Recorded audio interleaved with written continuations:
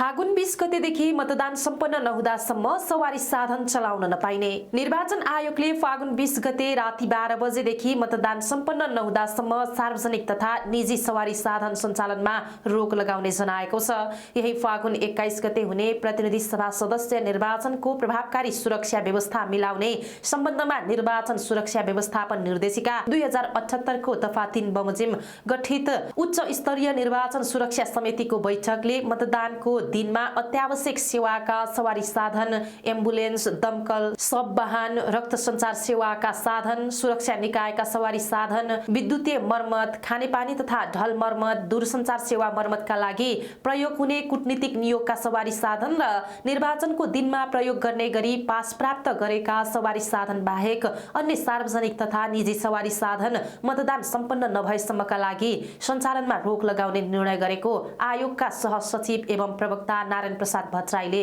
जानकारी दिएका छन्।